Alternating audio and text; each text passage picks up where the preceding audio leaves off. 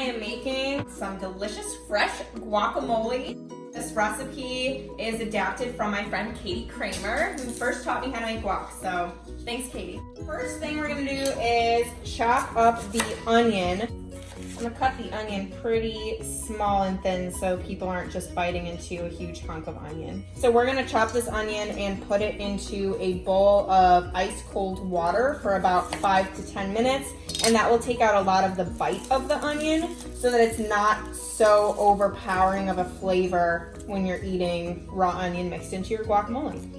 I am using about half an onion for 2 avocados. If I was making guac with just 1 avocado, I'd use about a quarter or a third of an onion. So next I'm going to cut my avocado. I cut it in half, kind of peel that in half there. Some people will chop right into there. I find that to be dangerous, so I kind of just cut right around the seed of the avocado, and that'll just pop right out then that way. So that's the safer way to do it instead of just jabbing your knife into the avocado and hoping it comes out safely and hoping you aim correctly. Carefully go around the edges of the avocado and kind of give it a squeeze, and the whole avocado should come right out there too, and you can kind of scrape up some of these edges here carefully. If you're not super comfy with knives, you could also be doing this with a spoon or a fork. You can get the seed out with a spoon or a fork as well. So I buy my avocados pretty firm and let them sit about 2 to 3 days near produce. That'll help them ripen up. You can tell that this one is ready because when I push into it, it has just a little bit of give without being too squishy. It's also got that nice dark color, but I find that the feel of it is a lot more telling than the color. We're using 2 avocados to feed 5 people. When I make it for just my husband and I, we use 1 avocado for the 2 of us.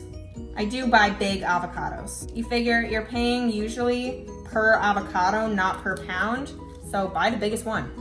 You can tell this is a good avocado too because of the color. It's a nice bright green with just a little bit of light green in there. Not a lot of brown. I let this sit about 2 days after buying it pretty firm.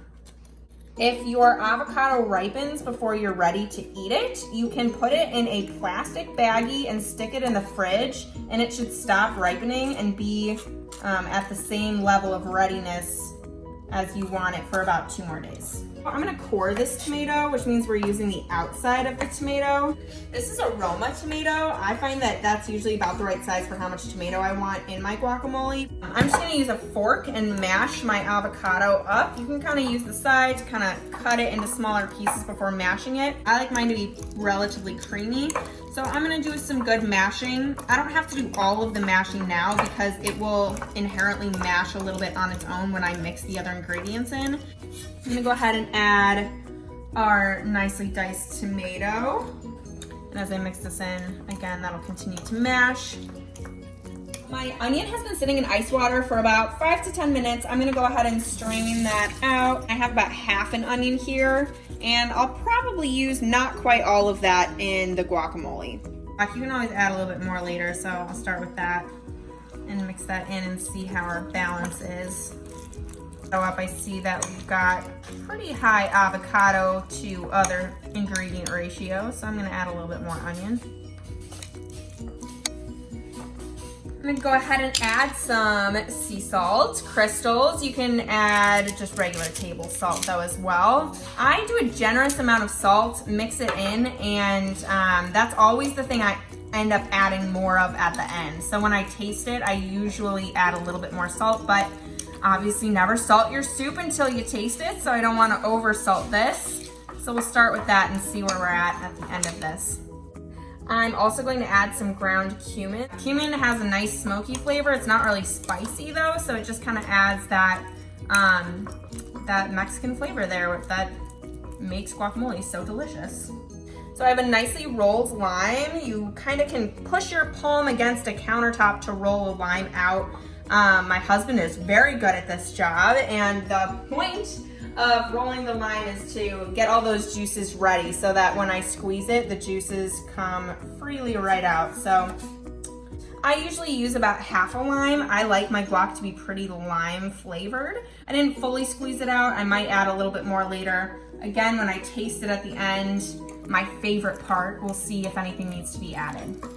So you can see the guacamole is getting creamier and creamier as I mash it, which is why I didn't totally mash it right away. So as I'm mixing all the ingredients in there, it continues to mash on its own. I like to add a spoonful or two of just whatever salsa your family likes. That's gonna add a lot of flavor. Obviously, depending on what salsa you get, that'll vary the flavor. So I'm gonna go ahead and taste test it and see where we're at. It's pretty good. I like my guac to be pretty flavorful. So I'm gonna go ahead and add a little bit more of that lime, a little bit more salt, a little bit more salsa, and mix that up. I'm gonna add a little bit more cumin as well.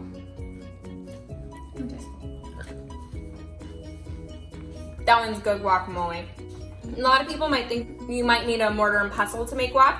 You absolutely don't. I'm making this with just a bowl and a fork. So that's basic stuff at home. You don't need anything fancy to make really awesome guacamole. And I'm gonna put it in the fridge a little bit because I like my guacamole to be chilled, but it is absolutely ready to eat now. So everybody go ahead and have a taste. Okay, so we really enjoyed our guacamole, but we do have a little bit left over that we don't wanna go to waste. A hot tip that I learned from my dad is if you have leftover guacamole, you can cover it with a thin layer of cold water to keep it from browning. To make sure that that stays well, I'm gonna try to push as much air out of this as possible by smushing my guacamole down with a spoon. So it's kind of got a flat surface, and we've filled in the whole bottom with the guacamole. And then I'll go ahead and cover that with the cold water, just a thin layer of cold water. We'll let that sit in the fridge, and that should keep our guacamole nice and green. Okay, so let's see how our guacamole did overnight. Our little guacamole tub, still full of water here. But you can tell it's pretty green underneath, no brown spots. So I'm gonna go ahead and dump that. And green guacamole, yay.